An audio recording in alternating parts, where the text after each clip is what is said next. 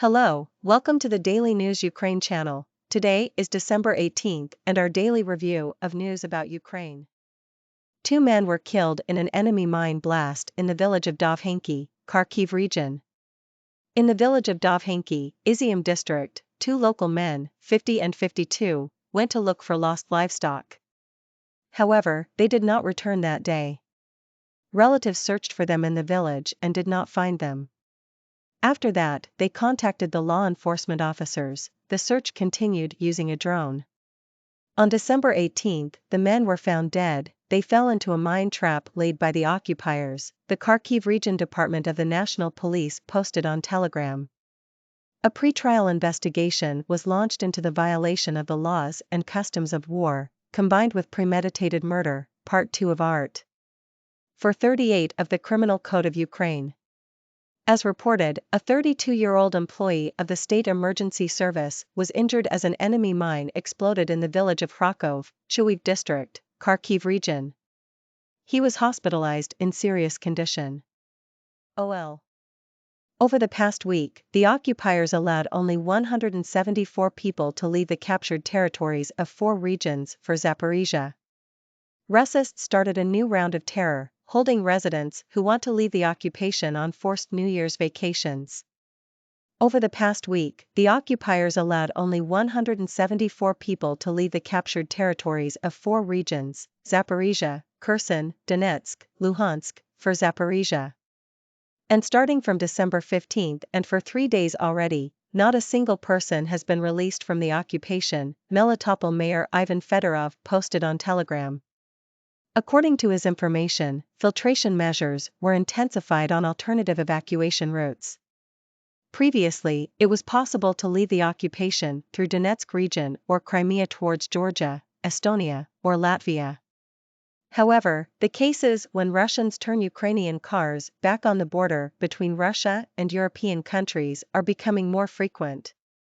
Fedorov called this situation another example of the occupiers' terror in action. They are so afraid of the offensive of the armed forces of Ukraine that hold all civilians hostage as a human shield. Read also, Zelensky, to get to Crimea, we need to liberate Melitopol. As reported, according to Fedorov's data, the Russians turned healthcare facilities into military hospitals in the temporarily occupied territories. 90% of facilities provide care exclusively to wounded occupiers. OL.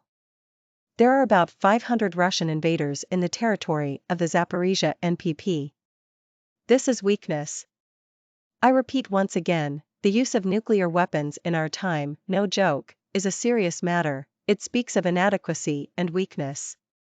This is the Third World War. These are millions of victims.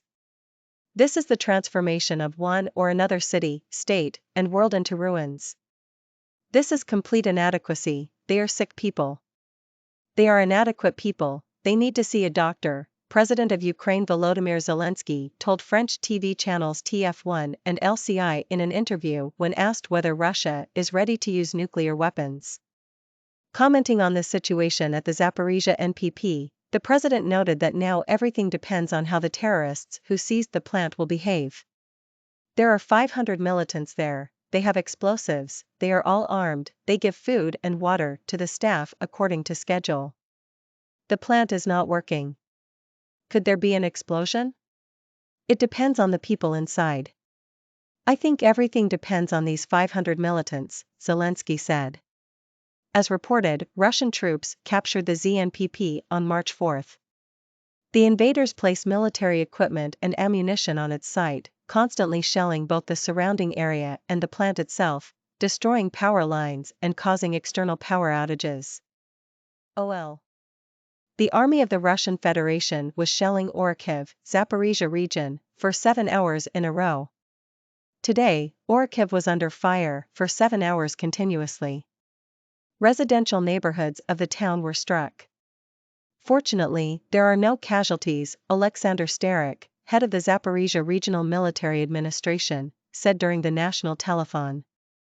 As for the massive missile attack that the enemy launched on Zaporizhzhia city and district a few days ago, Starik called it the largest in terms of the number of missiles fired. As noted, the attack consequences are quite serious, but energy workers are eliminating them. Read also, enemy strikes Kharkiv region, injuring a man on December 16. The Russian Federation launched yet another massive missile attack on Ukraine. Due to the damage to energy facilities, emergency power cuts were imposed across the country. Photo credit, Sergei Orlikhin, Facebook OL.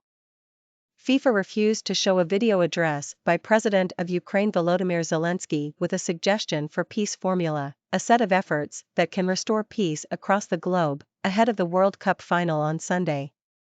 Ukraine suggests convening the Global Peace Formula Summit to implement them, a set of efforts that can restore peace across the globe. Not once, not after our victory, but already this winter. President Zelensky should have sent his message to the world ahead of the football championship final in Qatar. Qatar supported this idea, but FIFA blocked the address, although it contains nothing that would violate the traditions of sports competitions and generally accepted standards of international communication. David Arikamia, head of the Servant of the People Party faction in the Verkhovna Rada, posted on Telegram. He noted that every country has the opportunity to prove its strength and wealth in a civilized way. Football is one of them. Read also, Zelensky initiates convening Global Peace Formula Summit. Show your power on a football field, not on a battlefield.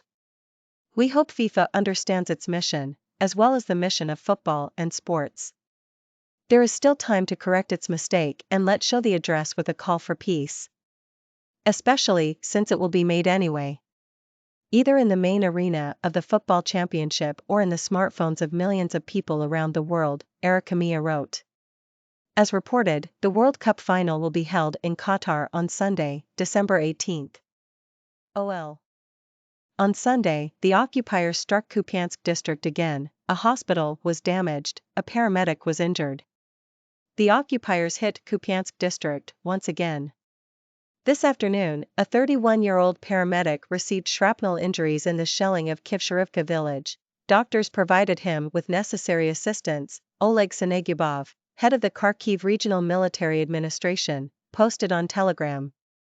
Script async src equals https://telegram.org/js/telegram widget.js 21 data telegram post equals Senegyubov /5080 data width equals 100% /script. According to him, a hospital was damaged.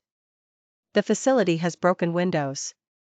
Read also, Russian forces kill 4 civilians in Ukraine over past day. As reported, law enforcement officers recorded 4 facts of destruction as a result of enemy shelling in Kharkiv region over the past day. OL. In France, as in other countries of Europe and the world, there is a lot of real estate and accounts belonging to Russia, Russian oligarchs, and it would be expedient to give these assets to Ukraine, instead of allocating aid from the French budget. President of Ukraine Volodymyr Zelensky said this in an interview with the TF1 and LCI French TV channels, Ukreninform reports. France has frozen some assets. The war causes destruction. Yesterday Russians edition, shelled another school. The day before yesterday, they destroyed an institute. I am grateful to France for helping us. But I have a question. France supports us because it supports democracy, protecting our shared values, but there are accounts of very rich people, so give us this funds. Why are you taking from the budget? I think this is the way out. This property is worth millions, why not sell this property, freeze assets and give money, help Ukraine? I think it is fair. They take our homes, they took hundreds of thousands of homes, hundreds of thousands of apartments were destroyed, Zelensky said. According to him, these assets include not only accounts or real estate, these can also be hidden accounts, accounts of legal entities registered in other jurisdictions, etc. As reported, according to the Ministry of Health, more than $1 billion is needed to rebuild hospitals destroyed by Russia. Ukraine's nuclear power plants, except for the Zaporizhzhia NPP, reached their planned capacity. Ukrenergo, Ukraine's electricity transmission system operator, said this in a post on Facebook, Ukreninform reports. As of December 18, the process of restoring the energy system operation is underway. Nuclear power plants have reached their planned capacity. The exception is the occupied Zaporizhzhia NPP that remains in shutdown mode, the company said. According to Ukrenergo, the volume of electricity consumption on Sunday increased compared to yesterday, which affected the deficit indicators in the system. This is due to the damage to energy infrastructure facilities caused by the ninth massive missile attack, as well as seasonal drop in temperatures. As reported, on December 16, the Russian Federation launched another massive attack on Ukraine's energy infrastructure facilities. Due to damage inflicted, emergency power outages were introduced across the country. Since October 10, the Russian forces have fired more than 1,000 missiles and drones at Ukraine's energy facilities.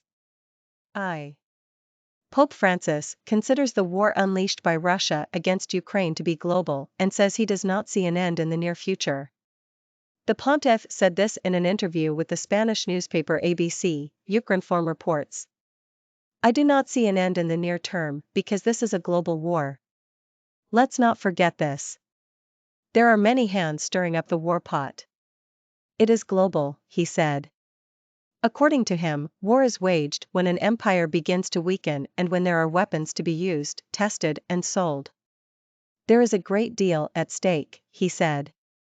Pope Francis also stressed that the Vatican is ready to mediate in the cessation of hostilities. We do whatever we can. What is happening in Ukraine is terrifying. There is so much cruelty being deployed. This really is very serious, he said.